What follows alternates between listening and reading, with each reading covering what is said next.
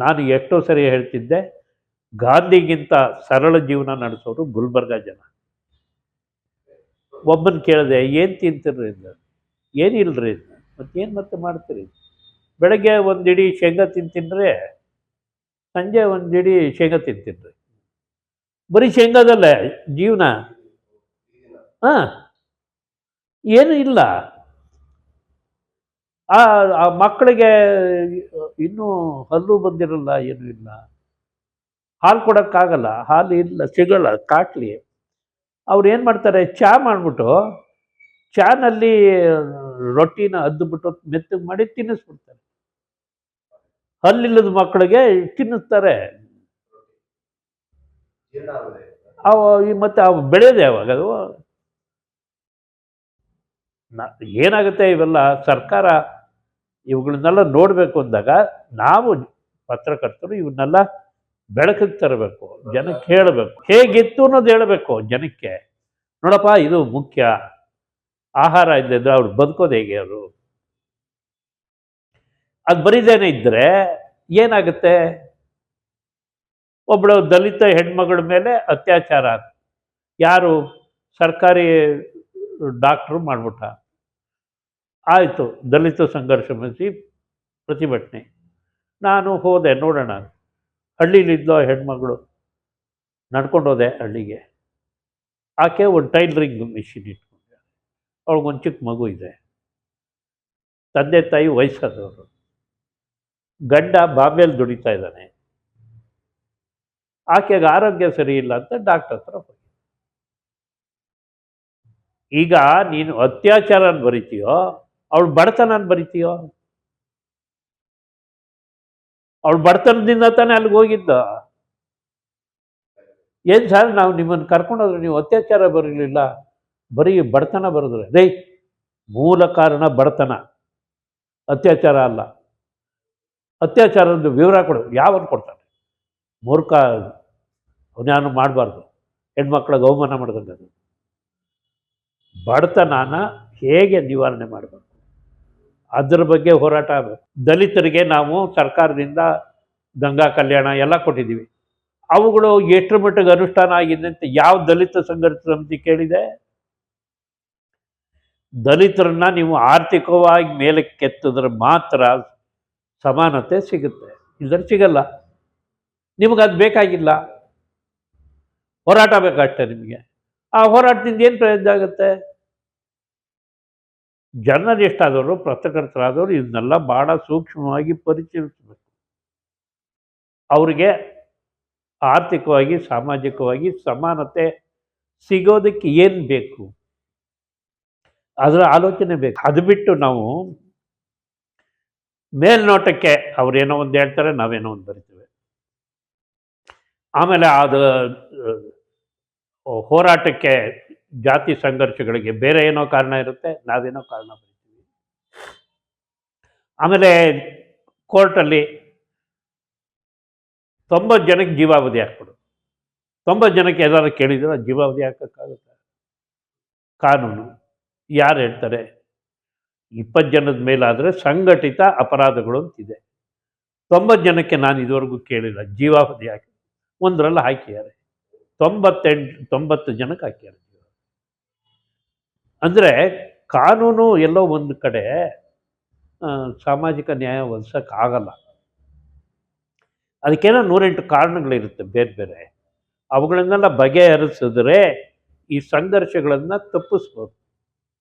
ಇಲ್ದಿದ್ದರೆ ಏನಾಗುತ್ತೆ? ಯಾರೋ ಕೆಲವರು, ನಾನು ಆ ಜಾತಿ ಈ ಜಾತಿ ಅದು ಇದು ಅಂತಲ್ಲ, ಎಲ್ಲ ಜಾತಿಗಳಲ್ಲೂ ದುಷ್ಟ ಶಕ್ತಿಗಳು ಇದ್ದೇ ಇರುತ್ತೆ. ಅದು ಯಾರಾದರೂ ಇರ್ಬೋದು. ಅವರು ಇದನ್ನು ದುರುಪಯೋಗ ಪಡಿಸ್ಕೊತಾರೆ. ಅವರು ಸರ್ಕಾರಕ್ಕೆ ಹತ್ರನೂ ಇರ್ತಾರೆ. ನಾನು ಗುಲ್ಬರ್ಗಾದಲ್ಲಿ ಒಬ್ಬ ಶಿಕ್ಷಕನ ನೋಡಿದ್ದೆ. ಅವನು ಶಿಕ್ಷಣ ಸಚಿವರ ಜೊತೆ ಯಾವಾಗಲೂ ಇರೋನು, ಸ್ಕೂಲ್ಗೆ ಹೋಗ್ತಿರ್ಲಿಲ್ಲ. ನಾವು ಒಂದ್ಸರಿ ಮಿನಿಟ್ರನ್ನೇ ಕೇಳಿದೆ, ಅಂದರೆ ಇವರು ಮೇಷ್ಟ್ರು ಅಂತೀರಿ, ಸ್ಕೂಲ್ಗೆ ಹೋಗಿದ್ದು ನೋಡಿಲ್ವಲ್ರಿ ನಾನು? ಇಲ್ಲ, ಹೋಗ್ತಾರೆ, ಏನು ರಜಾ ಇದ್ದಾಗ ಹೋಗ್ತಾರ ಅಂತ. ಅಂದರೆ ಯಾರೋ ಅವ್ರಿಗೆ ಹತ್ತಿರದವರು, ಅವರು ಕೆಲಸವೇ ಮಾಡಲ್ಲ, ಸರ್ಕಾರದ ಸಂಬಳ ಕೊಡ್ತಾರೆ ಅವ್ರಿಗೆ. ಯಾಕೆ ಇವೆಲ್ಲ ಒಬ್ಬ ಜರ್ನಲಿಸ್ಟ್ ಅದನ್ನು ಪರಿಗಣಿಸ್ಬೇಕು ಅಂದರೆ, ನಮ್ಮ ಉದ್ದೇಶ ಅದೇನೇ. ಪತ್ರಿಕೆಯಲ್ಲಿ ಬರೆಯೋದಲ್ಲ. ಪತ್ರಿಕೆಯಲ್ಲಿ ಯಾರು ಬೇಕಾದ್ರೂ ಬರಿಬೋದು. ಇವರು ಹೀಗೆ ಹೇಳಿದ್ರು, ಅವರು ಖಂಡಿಸಿದ್ರು, ಅವರು ಸ್ವಾಗತಿಸಿದ್ರು, ಅವರು ವಂದಿಸಿದ್ರು, ಇವೆಲ್ಲ ಏನು ಯಾರು ಬೇಕಾದ್ರೂ ಬರಿಬೋದು. ಅದನ್ನೇನು ಪತ್ರಕರ್ತ ಆದವನು ಬರಿಬೇಕಾದ ಅಗತ್ಯ ಇಲ್ಲ. ಆಮೇಲೆ ಪತ್ರಕರ್ತನ ಕೆಲಸವೂ ಅದಲ್ಲ, ಗೊತ್ತಾಯ್ತೆ. ಆಮೇಲೆ ನಾವೆಲ್ಲ ವರದಿಗಾರರು ಅಂದರೆ ಅದೇನು ನೋಡ್ಬಿಟ್ಟು ಅದನ್ನು ಬರೆಯೋರಲ್ಲ, ಏನಾದ್ರ ಹಿಂದೆ ಇದೆ ಅಂತ ನೋಡೇ ಬರಿಬೇಕು ವರದಿಗಾರನ ಕೆಲಸ. ಸುಮ್ಮನೆ ನಡೆದದ್ದನ್ನು ಬರೆಯೋದಕ್ಕೆ ಸ್ಟೆನೋಗ್ರಾಫರೇ ಬರ್ಕೊಡ್ತಾರೆ, ಅದಕ್ಕೆ ನಾವ್ಯಾಕೆ ಬೇಕು? ಆ ಥರ ಅಲ್ಲ. ಯಾಕೆಂದರೆ ಪತ್ರಕರ್ತನಿಗೆ ಹಿಂದಿಂದು ಗೊತ್ತಿರಬೇಕು, ಮುಂದೆ ಏನಾಗುತ್ತೆ ಅನ್ನೋದು ಗೊತ್ತಿರಬೇಕು. ಆಮೇಲೆ ಈ ಘಟನೆಯ ಹಿನ್ನೆಲೆ ಏನು, ಯಾತಕ್ಕಾಗುತ್ತಿದ್ದು ಅನ್ನೋದನ್ನು ಯೋಚನೆ ಮಾಡುವಂತಹ ವಿವೇಕ ಇರಬೇಕು. ವಿವೇಕ ಇದ್ದಾಗ ನೀವು ಏನಾಗುತ್ತೆ, ಸಮಾಜದ ಹಿತವನ್ನು ಕಾಪಾಡೋಕ್ಕೆ ಸಾಧ್ಯ ಆಗುತ್ತೆ. ಇಲ್ಲದಿದ್ದರೆ ಆಗೋದಿಲ್ಲ. ನನ್ನ ದೃಷ್ಟಿಯಲ್ಲಿ ಗುಲ್ಬರ್ಗ, ಬೀದರ್, ರಾಯಚೂರು ಅಲ್ಲಿರೋ ಪತ್ರಕರ್ತರ ಕೆಲಸ ತುಂಬ ಜಾಸ್ತಿ. ಯಾಕೆಂದರೆ ಅಲ್ಲಿ ಶೋಷಣೆ ಜಾಸ್ತಿ ಇದೆ. ಆ ಶೋಷಣೆ ವಿರುದ್ಧ ಹೋರಾಟ ಮಾಡೋರು ಯಾರು? ರಾಜಕಾರಣಿಗಳಂತೂ ಮಾಡಲ್ಲ, ಅಧಿಕಾರಿಗಳು ಮಾಡಲ್ಲ. ನ್ಯಾಯಾಂಗಕ್ಕೆ ಬರಬೇಕಾದ್ರೆ ತುಂಬ ಕಷ್ಟ. ಅದು ನಾನು ನ್ಯಾಯಾಂಗನ ದುಡ್ಸೋಲ್ಲ, ಆದರೆ ನ್ಯಾಯಾಂಗಕ್ಕೆ ಒಂದು ಮಿತಿ ಇರುತ್ತೆ. ಪತ್ರಕರ್ತರು ಬಹಳ ಎಚ್ಚರದಿಂದಿದ್ದರೆ ಇವುಗಳನ್ನೆಲ್ಲ ಪತ್ರಕರ್ತರನ್ನು ರಾಜಕಾರಣಿಗಳು, ಅಧಿಕಾರಿಗಳು ಎಲ್ಲರೂ ಓಲೈಸ್ತಾರೆ. ಓಲೈಸೋ ಉದ್ದೇಶ ಏನು ಅಂದರೆ ಅವರು ಶೋಷಣೆ ಮಾಡೋದನ್ನು ನೀವು ಬರೀದೇ ಇರಲಿ ಅನ್ನೋ ಕಾರಣಕ್ಕೆ ಮಾಡ್ತಾರೆ, ಗೊತ್ತಾಯ್ತೆ. ಅವ್ರ ಉದ್ದೇಶ ಅವರ ಸ್ವಾರ್ಥನ ಸಾಧಿಸ್ಕೊಡೋದಿರುತ್ತೆ ಹೊರತು ನಿಮ್ಮನ್ನು ಓಲೈಸಿ ಅವ್ರಿಗೆ ಆಗಬೇಕಾದ್ದೇನಿರಲ್ಲ. ಇಷ್ಟೇ ಕಾರಣಕ್ಕೆ ಮಾಡ್ತಾರೆ. ಅದಕ್ಕೆ ನಿಮಗೆ ಸೈಟ್ ಬೇಕಾ ಸೈಟ್ ಕೊಡ್ತಾರೆ, ಕಾರ್ ಬೇಕಾ ಕಾರ್ ಕೊಡ್ತಾರೆ, ನಿಮ್ಗೇನೇನು ಬೇಕೋ ಎಲ್ಲ ಕೊಡ್ತಾರೆ. ಆಮೇಲೆ ಉತ್ತರ ಕರ್ನಾಟಕಕ್ಕೆ ಒಬ್ಬರನ್ನ ಕಮಿಷ್ನರ್, ರೀಜನಲ್ ಕಮಿಷ್ನರ್ ಅಂತಿದ್ದಾರೆ. ಅವರೆಲ್ಲ ಹೋಗಿ ಪರಿಶೀಲನೆ ಮಾಡಬೇಕು, ಆದರೆ ಹೋಗೋದೇ ಇಲ್ಲ ಯಾರು. ನಿಮ್ಗೆ ಹೇಳಬೇಕು ಅಂದರೆ ಕೃಷ್ಣಾ ಮೇಲ್ದಂಡೆ ಯೋಜನೆಯಲ್ಲಿ ಈ ಬೆಂಗಳೂರಿಂದ ಇವು ಇಂಜಿನಿಯರ್ಗಳನ್ನು ಟ್ರಾನ್ಸ್ಫರ್ ಮಾಡಿದ್ದಾರೆ, ಪನಿಷ್ಮೆಂಟ್ ಅಂತ ಮಾಡಿದ್ದವ, ಶಿಕ್ಷೆ ಅಂತ. ಅವರು ಎಲ್ಲರೂ ಬೆಂಗಳೂರಲ್ಲಿ ಮನೆ ಕಟ್ಕೊಂಡಿದ್ದಾರೆ, ಎಲ್ಲರೂ ಕಟ್ಕೊಂಡಿದ್ದಾರೆ. ಬರೀ ಒಬ್ಬ ಎಂಪ್ಲಾಯ್ಮೆಂಟ್ ಆಫೀಸರು ದಿನಗೂಲಿ ಕೊಡ್ಬೋದು, 3 ತಿಂಗಳಿಗೆ ದಿನಗೂಲಿ ಕೊಡೋಕ್ಕಿದೆ. ಸರ್ಕಾರಿ ಮೊದಲು ಎಂಪ್ಲಾಯ್ಮೆಂಟ್ ಎಕ್ಸ್ಚೇಂಜ್ ಅಂತಿತ್ತು, ಅವನು ಅಪಾಯಿಂಟ್ ಮಾಡ್ತಿದ್ದ, ಅವನು ಕಳಿಸೋನು ರೆಕಮೆಂಡ್. ಅದರಲ್ಲಿ ಅವನು ದುಡ್ಡು ಮಾಡಿ ಕೆಲಸನೇ ಬಿಟ್ಬಿಟ್ಟ, ಅಷ್ಟು ದುಡ್ಡು ಮಾಡ್ದ ಅವನು. ವರ್ಲ್ಡ್ ಬ್ಯಾಂಕು ದುಡ್ಡು ಕೊಡುವಾಗ ಆ ಕೆನಾಲ್ಗಳಿಗೆ ಅವ್ರು ಬರೆದಿದ್ದಾರೆ, ಇಲ್ಲಿ ನೀರಿಗಿಂತ ಹೆಚ್ಚಾಗಿ ಹಣ ಹರಿದಿದೆ, ಆದರೂ ನಾವು ಸಾಲ ಕೊಡೋದನ್ನು, ಗ್ರ್ಯಾಂಟ್ ಕೊಡೋದನ್ನು ನಿಲ್ಲಿಸಲ್ಲ. ಯಾಕೆಂದರೆ ಒಂದು ಹನಿ ನೀರಾದರೂ ಬಡವನ ಮನೆಗೆ ತಲುಪಲಿ.